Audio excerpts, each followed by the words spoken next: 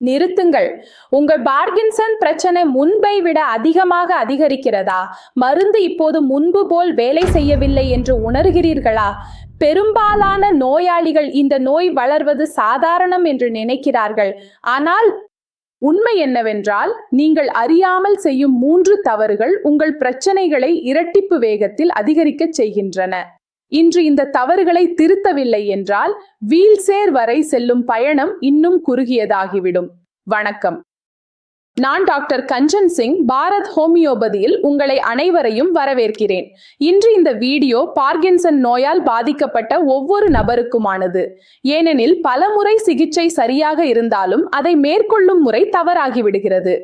Parkinson என்பது வெறும் dopamine குறைபாடு மட்டுமல்ல, வாழ்க்கை முறையின் சமநிலையும் பாதிக்கப்படுவதாகும்.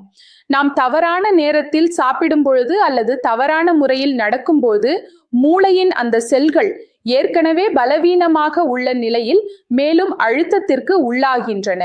பெரும்பாலான நோயாளிகளில் அவர்கள் முயற்சி செய்கிறார்கள் என்றாலும் சிறிய சிறிய தவறுகளால் அவர்களின் திரைமர் மற்றும் கடினத்தன்மையை கட்டுப்படுத்த முடியவில்லை என்று காணப்படுகிறது. அப்படி என்றால் அந்த 3 தவறுகள் என்னவென்று பார்க்கலாம். முதலாவது தவறு, மருந்தை தயிர் பருப்புடன் எடுக்கிறீர்களா? அப்படி செய்தால் மருந்தின் வீரியம் குறைந்துவிடும். புரோட்டீன் மருந்தை மூளைக்கு செல்ல விடாது. எனவே மருந்துக்கும் புரோட்டீன் உணவிற்கும் இடையே இடைவெளி விடுங்கள். குறைந்தபட்சம் 1 மணி நேர இடைவெளியை கண்டிப்பாக வைத்திருக்க வேண்டும். இரண்டாவது தவறு என்னவென்றால், வெறும் நடக்கிறதால் மட்டும் போதுமானது இல்லை. உங்கள் மூளையை மறுபடியும் பயிற்சி செய்ய வேண்டும். சமநிலை உடற்பயிற்சி மற்றும் பெரிய பெரிய படிகள் எடுக்கும் பயிற்சி செய்ய வேண்டும்.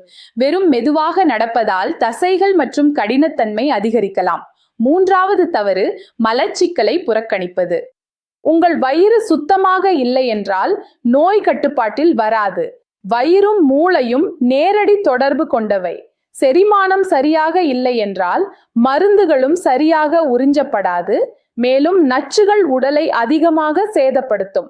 நீங்கள் இவற்றில் ஏதேனும் தவறு செய்து கொண்டிருந்தால் இன்று முதல் அதை திருத்தத் தொடங்குங்கள்.